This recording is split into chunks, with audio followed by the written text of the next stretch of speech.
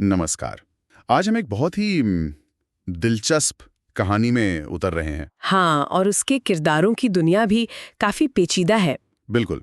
हमारे पास कक्षा 10 की हिंदी पाठ्य पुस्तक स्पर्श के एक पाठ कारतूस पर आधारित कुछ नोट्स हैं। और इन्हीं के सहारे हम वजीर अली नाम के एक कह सकते हैं ऐतिहासिक शख्सियत को समझने की कोशिश करेंगे। हाँ, उसके जीवन, उसके कारनामे और वो दौर कैसा था, ये सब समझने का प्रयास रहेगा। मकसद सिर्फ कहानी पढ़ना नहीं है, बल्कि इन नोट्स में जो बातें छिपी हैं। हाँ, जैसे वजीर अली का साहस, उसके पीछे की वजहें, उस समय की वो जो राजनैतिक उथल-पुथल की, उसको थोड़ा गहराई से खंगालना है। और एक बात जो बड़ी मजेदार लगती है वो ये कि कहानी का नायक वजीर अली इतना जांबाज था कि अंग्रेज कर्नल कॉलिंज भी मतलब उसके किस्से सुनकर उसे रॉबिन हुड जैसा मानने लगा था। हाँ, ये बात अपने आप में बड़ी उत्सुकता जगाती है ना। बिल्कुल। आखिर ऐसा क्यों था? क्या थी उसमें ऐसी बात? ठीक है, चलिए इस गुत्थी को सुलझाते हैं। तो शुरू करते हैं कि ये वजीर अली था कौन। हाँ, तो इन नोट से जो पता चलता है वो ये कि वो अवध के नवाब आसिफ उद्दौला का बेटा था। और कहानी में एक अंग्रेज अफसर है कर्नल कॉलिंज। वो लाव लश्कर के साथ जंगल में डेरा डाले हुए हैं। क्यों? मतलब उसका मकसद क्या है वहाँ? उसका एक ही मकसद है, वजीर अली को पकड़ना। नोट्स इस बात पर जोर देते हैं कि कर्नल और उसके सिपाही वजीर अली से बुरी तरह तंग आ चुके थे। अच्छा, मतलब ये कोई नई बात नहीं थी। नहीं नहीं, सालों से वजीर अली बरसों से अंग्रेजों की पकड़ से बाहर था। वो उन्हें लगातार चकमा दे रहा था, मतलब उनकी आंखों में धूल झोंक कर गायब हो जाता था। सोचिए, एक अकेला आदमी और पूरी ब्रिटिश फौज परेशान। बिल्कुल, ये सिर्फ भागना नहीं था, ये तो एक तरह की कला थी शायद। अंग्रेजों को खिंचाना, उन्हें चुनौती देना। हाँ, उसकी बहादुरी के किस्से, खासकर अंग्रेजों को बेवकूफ बनाने की उसकी जो काबिलियत थी, वो उस दौर में जरूर आम रही होगी। और इसी वजह से कर्नल इतना परेशान था, इतना तंग था। और यहीं पर वो दिलचस्प तुलना आती है जिसका जिक्र आपने शुरू में किया था, रॉबिन हुड। हाँ, नोट्स ये बताते हैं कि कर्नल कॉलिंज को वजीर अली के कारनामे सुनकर रॉबिन हुड की याद आती थी। ये महज एक उपमा तो नहीं लगती, इसके कुछ गहरे मायने होंगे शायद। बिल्कुल। रॉबिन हुड कौन है? लोक कथाओं का नायक है ना, अमीरों या भ्रष्ट अधिकारियों को लूटकर गरीबों की मदद करने वाला। हाँ, पर वजीर अली की स्थिति थोड़ी अलग थी। वो तो सीधे सीधे अंग्रेजी हुकूमत से टकरा रहा था। तो कर्नल उसे रॉबिन हुड जैसा क्यों समझ रहा था? क्या सिर्फ बहादुरी के कारण? देखिए, बहादुरी तो एक वजह थी ही।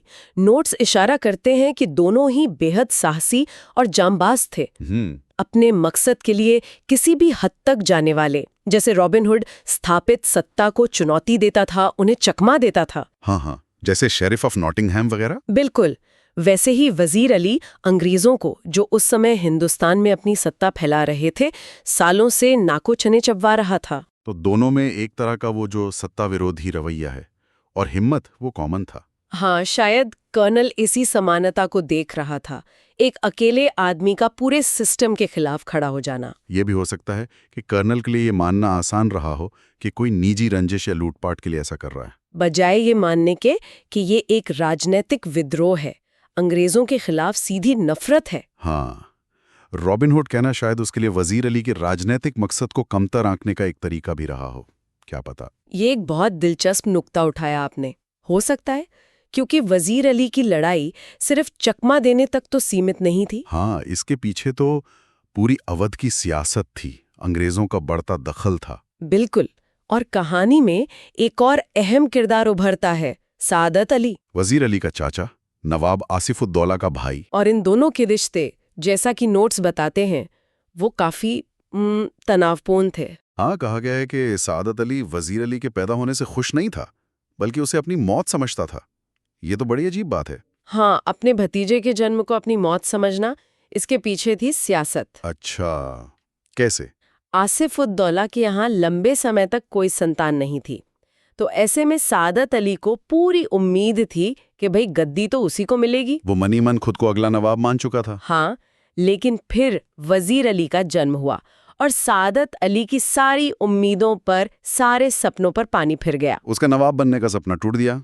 इसीलिए उसे वजीर अली का जन्म अपनी सियासी मौत जैसा लगा। उसका रास्ता बंद हो गया ना। और फिर अंग्रेजों ने इसी सादत अली को अवध के तख्त पर बिठा दिया। हाँ, नोट्स इसी तरफ इशारा करते हैं कि इसके पीछे कर्नल की अपनी चाल थी। सादत अली अंग्रेजों का दोस्त था या कहें कर्नल का ऐश और आम पसंद इंसान था। बिल्कुल, और अंग्रेजों के लिए वो एक आसान मतलब कठपुतली शासक जैसा था। उसने अंग्रेजों को अवध की काफी दौलत भी सौंपी। हाँ, और नोट्स कहते हैं कि निजी तौर पर कर्नल को भी खुश रखा, उसे पैसे दिए। अंग्रेजों का मकसद तो अवध की दौलत पर कब्जा करना और ऐश करना था। और सादत अली इसमें उनका मददगार साबित हुआ। तो वजीर अली को हटाना उनके साझा हित में था। सही कहा। तो वजीर अली को सिर्फ अंग्रेजों से ही नहीं, बल्कि अपने चाचा और अंग्रेजों के इस गठजोड़ से भी खतरा था। उसे नवाबी से हटा दिया गया, लेकिन मामला यहीं खत्म नहीं हुआ। नहीं, बिल्कुल नहीं। वजीर अली का संघर्ष तो यहाँ से बल्कि और तेज हो गया। उसे नवाबी से हटाकर पहले बनारस भेजा गया। 3 लाख रुपए सालाना वजीफा भी तय हुआ। हाँ, पर अंग्रेजों को शायद वो बनारस में भी खटक रहा था। उनको लगा कि ये यहाँ भी कुछ कर सकता है। तो कुछ महीने बाद ही गवर्नर जनरल ने उसे कलकत्ता तलब किया। और वजीर अली को इसमें साजिश की बू आई। उसे लगा कि ये उसे कहीं और फंसाने की चाल है। तो उसने इसका विरोध किया। वो कंपनी के वकील के पास गया जो बनारस में रहता था। हाँ, शायद अपनी शिकायत दर्ज कराने या ये पूछने कि भाई मुझे कलकत्ता क्यों बुलाया जा रहा है। लेकिन वहां तो बात और बिगड़ गई। हाँ, नोट्स बताते हैं कि वकील ने उसकी शिकायत सुनने के बजाय उल्टा उसी को बुला भला कहना शुरू कर दिया, उसे खरी खोटी सुनाई। अब वजीर अली पहले ही अपमानित महसूस कर रहा था। नवाबी छिन चुकी थी, बनारस में नजरबंद जैसा था, और ऊपर से ये वकील उसे जलील कर रहा था। तो ये अपमान वो बर्दाश्त नहीं कर सका और गुस्से में उसने वकील का कत्ल कर दिया। हाँ, ये एक बहुत बड़ा कदम था। अब वो सिर्फ एक बेदखल नवाब नहीं रहा, वो कंपनी के एक अधिकारी का कातिल बन गया था। इसके परिणाम तो गंभीर होने ही थे। निश्चित रूप से ये एक तरह का निर्णायक मोड़ था उसकी जिंदगी में। कत्ल के बाद वो भागा अपने कुछ वफादार साथियों के साथ। हाँ, कुछ साथियों के साथ वो आजमगढ़ की तरफ निकल गया। वहां के हुक्मरानों ने उसकी मदद की, उसे सुरक्षित घाघरा नदी तक पहुंचा दिया। और इसके बाद उसका ठिकाना वही जंगल बन गए। वही जंगल जहां कर्नल कालिंज अब उसका पीछा कर रहा था। वो महीनों तक इन्हीं जंगलों में भटकता रहा, छिपता रहा। ये सिर्फ एक इंसान के भागने की कहानी नहीं लग रही, इसमें कुछ और भी है, जैसे किसी बड़े विद्रोह की आहट। हाँ, आप सही कह रहे हैं। यहाँ एक बड़ी तस्वीर उभरती है। कहानी में कर्नल और लेफ्टिनेंट के बीच बातचीत का जिक्र है। अच्छा। लेफ्टिनेंट को ये महसूस होने लगा था कि वजीर अली का विद्रोह कोई अकेली घटना नहीं है। उसे लग रहा था जैसे कंपनी के खिलाफ पूरे हिंदुस्तान में एक लहर सी दौड़ गई है। ये तो दिलचस्प बात है। मतलब वजीर अली अकेला नहीं था इस लड़ाई में। कर्नल भी इस बात से सहमत नजर आता है। वो लेफ्टिनेंट को बताता है कि सिर्फ वजीर अली ही नहीं, और कौन? दक्षिण में टीपू सुल्तान का असर, हालांकि शायद तब तक टीपू की मृत्यु हो चुकी थी, पर उसका प्रभाव बाकी था, और बंगाल के नवाब का भाई शमसुद्दौला, ये लोग भी अंग्रेजों के खिलाफ थे। तो ये सब लोग मिले हुए थे। अंदरूनी तौर पे विरोध तो कर ही रहे थे, पर नोट्स बताते हैं कि उन्होंने अफगानिस्तान के बादशाह शाह जमा को हिंदुस्तान पर हमला करने का न्योता तक दे दिया था। शाह जमा? वो तो पहले भी हमले कर चुका था शायद। हाँ, तो सोचिए, वजीर अली, टीपू का प्रभाव, शमसुद्दौला और अफगान बादशाह का संभावित हमला, ये सब मिलकर अंग्रेजों के लिए एक बहुत बड़ा खतरा बन सकते थे। वाह, तो ये तो एक व्यापक योजना का हिस्सा लग रहा है। ये सिर्फ वजीर अली का गुस्सा नहीं था। बिल्कुल, अगर हम इसे उस दौर के बड़े परिप्रेक्ष्य में देखें तो ये अंग्रेजी हुकूमत के खिलाफ एक बड़े संगठित प्रतिरोध की कोशिश का संकेत था। और वजीर अली इस बड़ी लड़ाई का एक महत्वपूर्ण हिस्सा था। हाँ, शायद अंग्रेजों को उखाड़ फेंकने की एक उम्मीद की तरह। इसीलिए कर्नल कालिंज उसे पकड़ने के लिए इतना बेचैन था। और इसी बेचैनी के बीच कहानी का सबसे रोमांचक हिस्सा आता है। हाँ, वो क्षण जब कर्नल अपने खेमे में है, इंतजार कर रहा है, और तभी उसे एक घुड़सवार अपनी तरफ आता दिखाई देता है। पर नोट्स इसका वर्णन बड़े रोचक ढंग से करते हैं। कहते हैं धूल इतनी उड़ रही थी जैसे कोई पूरा काफिला आ रहा हो। पर जब धूल छटी तो सवार सिर्फ एक ही था। ये छोटी सी बात भी शायद वजीर अली के व्यक्तित्व की तरफ इशारा करती है। अकेला होते हुए भी उसका प्रभाव या दबदबा इतना था कि वो एक काफिले जैसा लगे। कर्नल उसे देखकर सतर्क हो जाता है। वो अपने सिपाही लेफ्टिनेंट को उस पर नजर रखने को कहता है। हाँ, कि देखो ये कौन है, कहाँ जा रहा है। सवार सीधा कर्नल के खेमे की तरफ बढ़ता है और अंदर आने की इजाजत मांगता है। और कर्नल मुझसे अंदर बुला लेता है। हाँ, बुला लेता है, यहीं से कहानी में वो नाटकीय मोड़ आता है। वो सवार कर्नल से कहता है कि वो उससे अकेले में मिलना चाहता है। अकेले में? हाँ, कर्नल मान जाता है। लेफ्टिनेंट और सिपाही बाहर चले जाते हैं। अब खेमे के अंदर सिर्फ कर्नल और वो अनजान सवार। और वो सवार, वो खुद वजीर अली था। बिल्कुल। सोचिए, जिस आदमी को पकड़ने के लिए कर्नल जंगल की खाक छान रहा है, वो खुद चलकर उसके खेमे में आ गया, भेष बदलकर। ये कितनी बड़ी हिम्मत की बात है, अविश्वसनीय।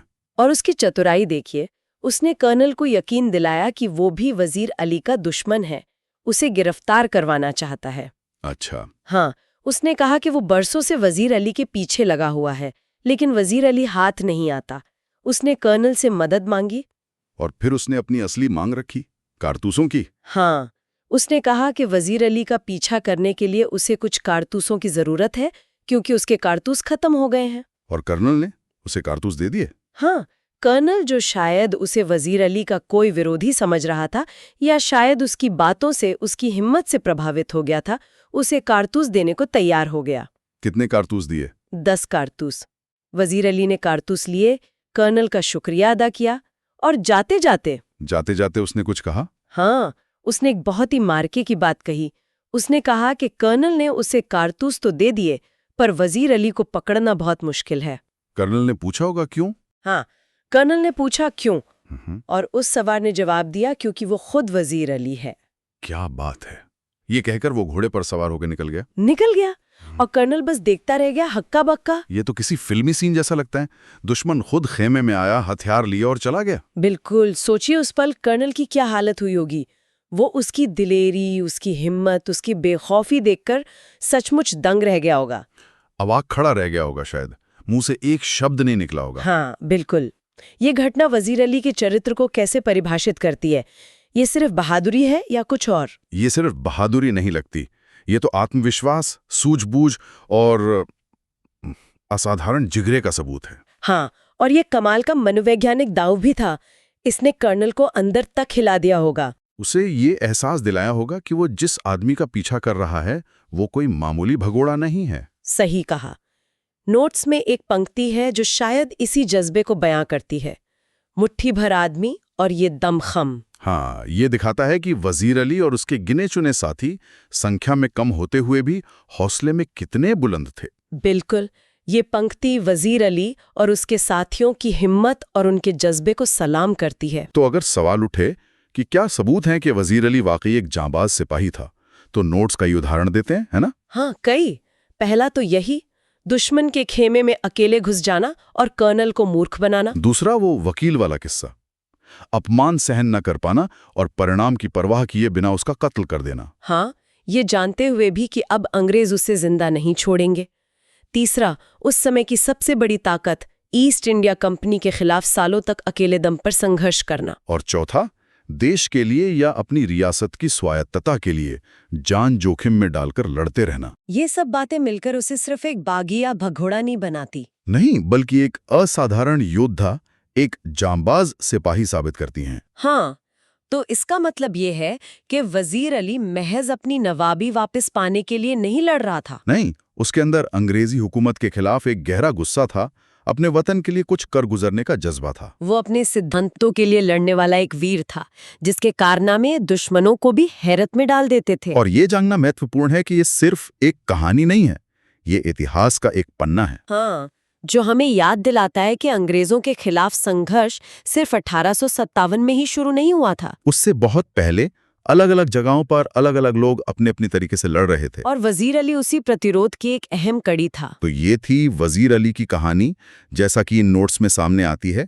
हिम्मत की, चालाकी की और अंग्रेजों के खिलाफ एक अकेले योद्धा के असाधारण संघर्ष की कहानी। उसने वाकई मुट्ठी भर लोगों के साथ एक उभरते हुए साम्राज्य को चुनौती दी। अपने कारनामों से दुश्मन के दिल में भी खौफ पैदा कर दिया। कर्नल का हक्का बक्का रह जाना इस बात का सबसे बड़ा सबूत है। ये कहानी हमें कई स्तरों पर सोचने पर मजबूर करती है ना?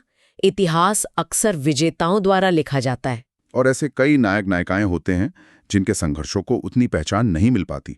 बिल्कुल।